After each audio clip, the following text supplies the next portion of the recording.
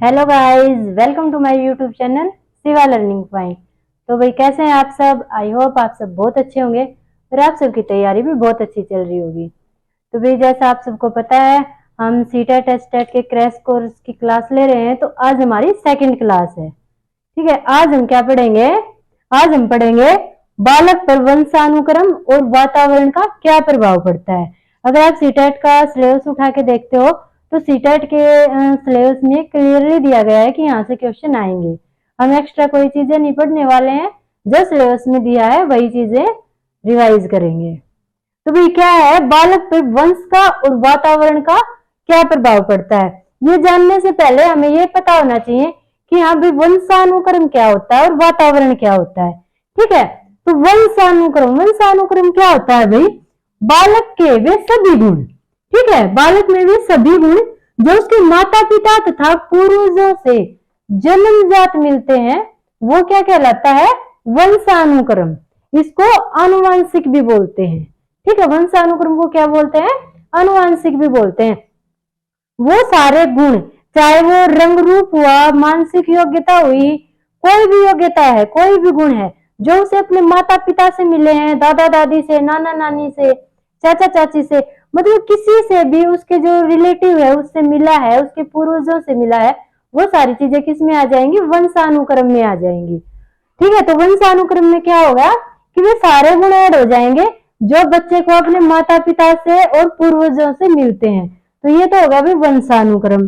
अब आते हैं वंशानुक्रम के सिद्धांत पे कि वंशानुक्रम के कौन कौन से सिद्धांत है, क्वेश्चन यहीं से पूछे जाते हैं। ठीक है, जैसे कि ये पूछ लेगा कि भाई माता पिता से संतानें थोड़ी सी भिन्न होती हैं, तो ये वंशानुक्रम का कौन सा सिद्धांत है, कौन सा नियम है, इन सिद्धांतों को ही नियम बोल देते हैं। तो वंशानुक्रम के सिद्धांतों में सबसे पहला सिद्धांत आता है भाई बीजकोष की निरंतरता का सिद्धांत। बीजकोष की निरंतरता का सिद्धांत। एक बात और भाई, बीजकोष की निरंतरता का सिद्धांत किसने दिया है, वीजमैन ने। वीजमैन, ये याद कर लेना भाई, 2-3 बार पूछा जा चुका है। वीजमैन ने दिया है बीजकोष की निरंतरता का सिद्धांत। ठीक है, इसमें जो बीजमैन है वो क्या कहते हैं कि जो बीजकोष होते हैं जिससे बच्चे का जन्म होता है वो कभी मरते नहीं है, वो पीढ़ी दर पीढ़ी चलते रहते हैं। ठीक है, एक पीढ़ी से दूसरी पीढ़ी में स्थानांतरित हो जाते हैं। जैसे कि जो अब मेरे बीजकोष है वो मेरी संतान में चले जाएंगे, मेरे बेटा बेटी में, उसके बाद मेरे पोता पोती में, फिर पड़पोता पड़पोती में, मतलब ऐसे वंश के अनुसार पीढ़ी दर पीढ़ी वो हस्तांतरित होते रहते हैं। तो ये जो बीजकोष होते हैं वो कभी भी मरते नहीं है, समाप्त नहीं होते हैं। ठीक है, इसलिए इसको बोला गया है बीजकोष की निरंतरता का नियम, मतलब कि निरंतर ये पीढ़ी दर पीढ़ी स्थानांतरित होते रहते हैं। और इसका प्रतिपादक कौन है, वीजमैन। ठीक है, बीजकोष से याद रख लेना, ये बीज है, ये बीज है। ठीक है, ऐसे रिलेट करके याद किया करो, इजीली याद होगा। ये यहाँ पे बीज है और ये यहाँ पे बीज है, तो बीज का सिद्धांत दिया बीज ने। फिर है समानता का नियम। भाई जो ये वंशानुक्रम का समानता का नियम है, सिद्धांत है, वो क्या कहता है कि जो माता पिता होते हैं उनकी जो संतानें होती हैं वो अपने माता पिता के समान ही होती हैं। ठीक है, इस नियम के अनुसार ऐसा माना जाता है कि भाई बुद्धिमान माता पिता के जो बच्चे होते हैं वो बुद्धिमान होते हैं, जो गोरे माता पिता होते हैं उनके बच्चे गोरे होते हैं, काले माता पिता के काले होते हैं। अगर माता पिता लंबे हैं तो बच्चे भी लंबे होंगे।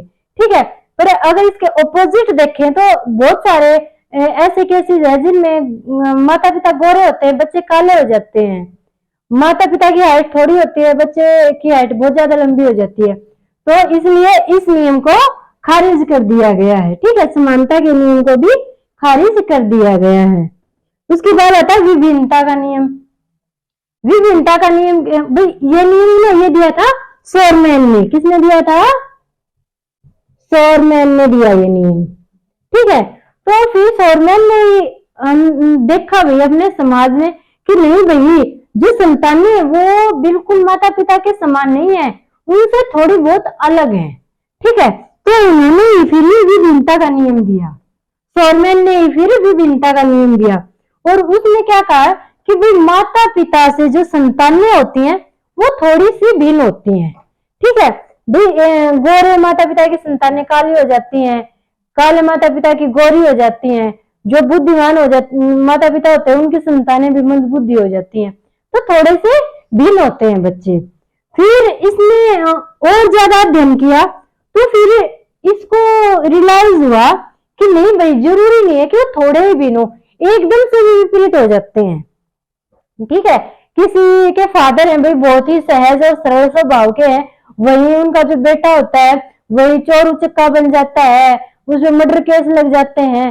ठीक है, वो दंगेबाजियों में रहता है। क्या है, बिल्कुल ऑपोजिट स्वभाव हो गया उसका, अपने फादर के स्वभाव से बिल्कुल ऑपोजिट स्वभाव हो गया। जब ये चीजें शोरमैन ने देखी तो उन्होंने प्रत्यागमन का नियम दिया। कौन सा नियम दिया उन्होंने? प्रत्यागमन का नियम दिया। इस नियम में उन्होंने क्या कहा कि जो माता पिता होते हैं उनकी जो संतानें होती हैं वो माता पिता से विपरीत होती हैं। बहुत से केसेस में ऐसा होता है जो संतानें होती हैं वो माता पिता से एकदम ऑपोजिट होती हैं, एकदम अलग होती हैं। ठीक है, जैसे माता पिता बहुत ज्यादा बुद्धिमान है तो बच्चा बिल्कुल डल बुद्धि का हो जाता है। अगर माता पिता मान लो पागल है, फादर पागल है, मदर पागल है, उसके बावजूद भी बच्चा बहुत ज्यादा इंटेलिजेंट हो जाता है। ठीक है, ऐसे केसेस देखे गए हैं। तो ये तीनों नियम भाई किसने दिए? ये तीनों नियम दिए शोरमैन ने। उन्होंने पहले समानता का नियम दिया, फिर देखा कि भाई जरूरी नहीं है बच्चे माता पिता के समान ही हो, थोड़ी बहुत भिन्न होते हैं, तो उसने भिन्नता का नियम दिया। फिर उसने देखा कि थोड़े बहुत नहीं, कई कई रेयर केसेस ऐसे होते हैं बच्चे माता पिता से बिल्कुल अपोजिट होते हैं, इसलिए उन्होंने प्रत्यागमन का नियम दिया। ठीक है भाई, उसके बाद आता है अर्जित गुणों का संक्रमण। अर्जित गुणों का संक्रमण, इसमें क्या कहा गया है कि जो माता पिता द्वारा अर्जित गुण होते हैं वो संतान में जब ट्रांसफर होते हैं तो उनमें बदलाव हो जाता है। ठीक है, जो गुण माता पिता ने अर्जित किए हैं जब वो संतान में ट्रांसफर होंगे तो उनमें थोड़ा बहुत चेंजमेंट हो जाता है। इसमें उन्होंने यह भी कहा है कि जो संतान होती है वो माता पिता के सामान्य गुणों को तो एक्सेप्ट करती है, पर जो उनके विशिष्ट गुण होते हैं उनको छोड़ देती है। ठीक है, अब जैसे किसी के फादर ने भाई कोई काम सीखा है, मान लो किसी के फादर ने कोई भी काम सीख लिया, भाई खेती बाड़ी बहुत अच्छी से करते हैं किसी के फादर, ऐसा जरूरी नहीं है कि उसकी संतान भी बगैर सीखे खेती बाड़ी में अच्छी होगी। ठीक है, वो उस चीज को स्किप भी कर सकती है। ऐसा हो सकता है कि अगर उसको ऐसा प्रीवियस ना मिला तो उसको खेती बाड़ी के बारे में कोई भी नॉलेज ना हो। ठीक है, तो यही बातें कही गई है इसमें कि जो माता पिता गुण अर्जित करते हैं जब वो बच्चों में जाते हैं तो उनमें बदलाव हो जाता है। इसको भी वही एट प्रेजेंट इसको खारिज कर दिया गया इस नियम को भी। उसके बाद आता है अभी मेंडल का नियम। ठीक है, सो मेंडल नहीं, मेंडल है, मेंडल का नियम, जॉन मेंडल। इनका नियम बहुत ही विख्यात नियम है। इनको आनुवंशिक, जो आनुवंशिकता का नियम है उसका प्रतिपादक भी माना जाता है। ठीक है, अगर क्वेश्चन इस टाइप से आ जाता है कि आनुवंशिकता का प्रतिपादक कौन है तो भी आंख बंद करके मेंडल लगा देना। ठीक है, इन्होंने इतना अच्छा नियम दिया है कि इनको जो वंशानुक्रम है उनका जन्मदाता ही मान लिया गया है। तो मेंडल ने भी वही बातें कही है कि जो बच्चा होता है वो अपने माता पिता की जो शक्तियां होती हैं, उनके जो गुण होते हैं उनको लेके पैदा होता है। ठीक है, उसके बाद पीढ़ी दर पीढ़ी उनमें छटनी होती रहती है। इन्होंने एक बात और भी कही कि भाई जो गुण दब जाते हैं, जो गुण दब जाते हैं वो कभी भी मरते नहीं है। मान लो भाई किसी के फादर में कोई गुण है, ठीक है, ऐसा हो सकता है कि उसकी संतान में वो गुण ट्रांसफर ना हो, पर जब उसके पोते हो, पर पोते हो तो उनमें वो गुण ट्रांसफर हो सकता है। ठीक है, तो यही बात मेंडल ने कही है कि जो गुण दब जाते हैं वो कभी भी मरते नहीं है, वो पीढ़ियों के बाद भी उभर सकते हैं, उभर के सामने आते हैं। ठीक है, ये तो भाई वंशानुक्रम के सिद्धांत या नियम। बीजकोश की निरंतरता का सिद्धांत, समानता का नियम, विभिन्नता का नियम, प्रत्यागमन का नियम, अर्जित गुणों का संक्रमण और फिर मेंडल का नियम। ठीक है भाई, इसके बाद आता है कि बालक पर वंशानुक्रम का क्या प्रभाव पड़ता है। भाई बालक पे वंश का क्या प्रभाव पड़ता है, आप ये चीजें रिलेट करके देखना कि भाई मुझ पे हमारे वंश का क्या प्रभाव पड़ा है। ठीक है, अब देखो शारीरिक प्रभाव, आपका जो शारीरिक रचना है वो आपके पेरेंट्स से मिलती जुलती होगी। जिनके मान लो फादर ज्यादा लंबे हैं, उनकी हाइट लंबी होगी। जिनके मतलब भाई किसी ऐसे बोलते हैं ना कि इसकी आंखें माँ पे हैं, इसके होठ पापा पे हैं, ठीक है, इसकी शारीरिक रचना दादी पे गई है। तो क्या है, वंश का प्रभाव होता है। वंश के जो जीन ट्रांसफर होते हैं उनके अकॉर्डिंग बच्चे की शारीरिक रचना होती है, तो शारीरिक प्रभाव पड़ता है। उसके बाद आता है प्रजाति की श्रेष्ठता, ठीक है। वंश के अकॉर्डिंग ही प्रजाति की में श्रेष्ठता आती है।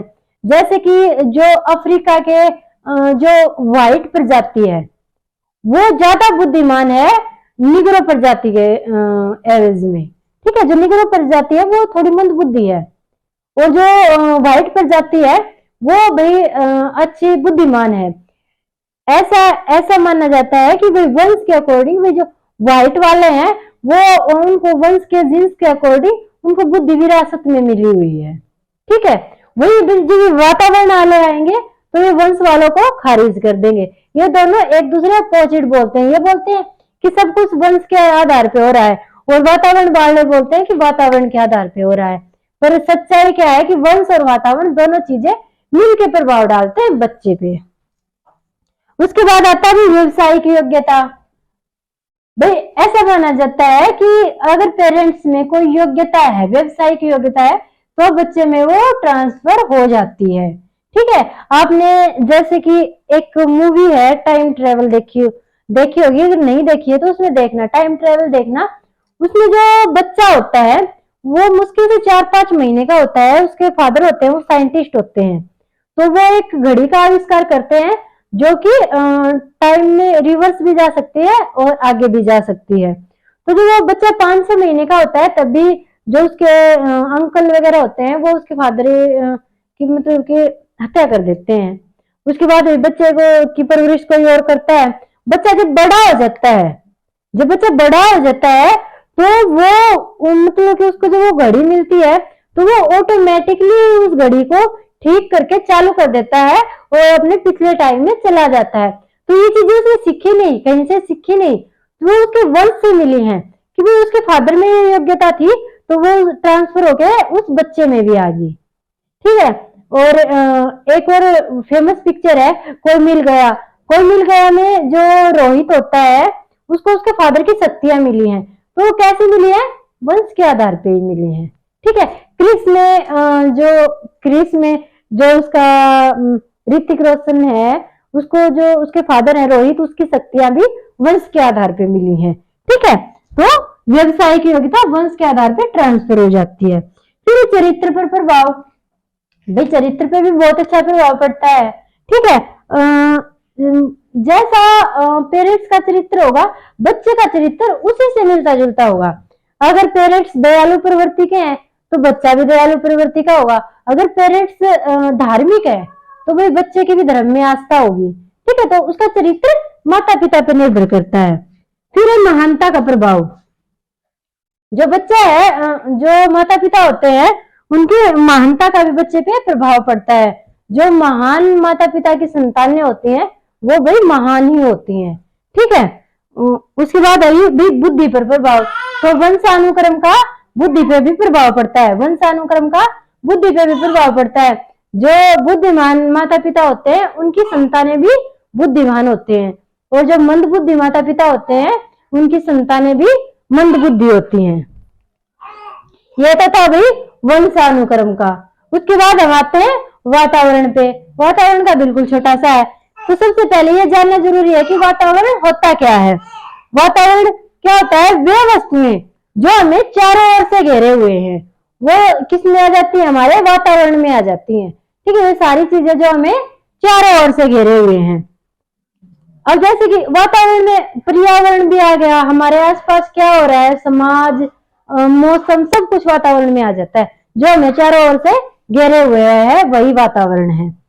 फिर अभी वातावरण के प्रकार। वातावरण के 2 प्रकार है, एक आंतरिक वातावरण है और एक बाह्य वातावरण है, ठीक है। आंतरिक वातावरण जो अंदर का होता है, ठीक है, और बाह्य वातावरण जो बाहर का होता है। जैसे कि बाहर का वातावरण मतलब जैसे समाज हो गया, मौसम हो गया। अब बाह्य वातावरण को 2 तरह से डिफाइन कर दिया।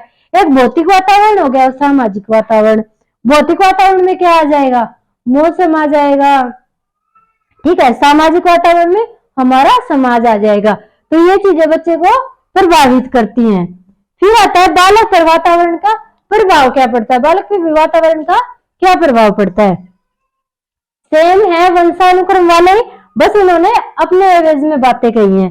जैसे कि शारीरिक अंतर, इनका मानना है कि भाई जो शारीरिक रचना है वो वातावरण के अकॉर्डिंग अंतर आता है उनमें।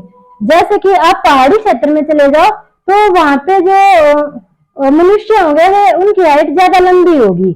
ऐसा माना जाता है कि वहां के वातावरण के कारण उनकी हाइट ज्यादा लंबी होती है, ठीक है। वहीं पे जो ठंड के स्थान होते हैं वहां पे हाइट थोड़ी छोटी होती है, क्योंकि वो उनके वातावरण के कारण उनके शारीरिक रचना में डिफरेंस होता है। फिर होता है मानसिक विकास पे प्रभाव। भाई वातावरण का मानसिक विकास पे भी प्रभाव पड़ता है। अगर वातावरण अच्छा मिल रहा है बच्चे को तो उसका विकास अच्छी गति से होगा। अगर उसको वातावरण अच्छा नहीं मिल रहा है तो भी मानसिक विकास भी बच्चे का नहीं हो पाएगा। फिर प्रजाति की श्रेष्ठता पर प्रभाव। भाई जो प्रजातियां होती हैं उनका वातावरण के अकॉर्डिंग उनमें श्रेष्ठता सिद्ध होती है।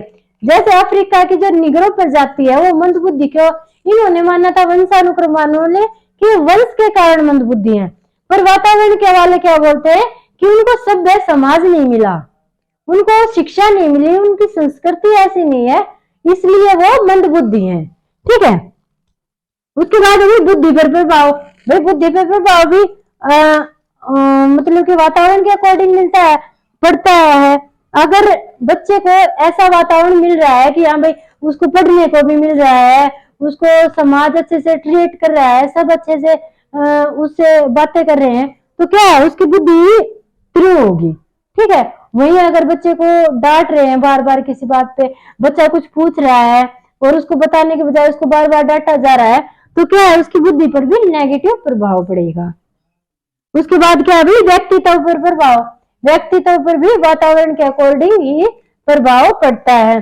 जो अलग अलग स्टेट होते हैं वहां के जो व्यक्ति होते हैं उनमें विभिन्नताएं वातावरण के कारण ही होती हैं, ठीक है। जैसे हरियाणा के जो व्यक्ति होते हैं वो थोड़े सख्त स्वभाव के माने जाते हैं, ठीक है। जो हरियाणवी लैंग्वेज होती है वही हार्ड मानी जाती है। वहीं अगर बंगाली टाइप में चले जाओ, अगर बंगाली झगड़ा भी करेंगे तो भी आपको ये पता नहीं चलेगा क्यों झगड़ा कर रहे हैं, ऐसा लगेगा कि हाँ भाई वो बहुत ही आराम से बातें कर रहे हैं, ठीक है। तो वातावरण के कारण उनका व्यक्तित्व हो जाता है। फिर क्या है जुड़वा बच्चों पर प्रभाव।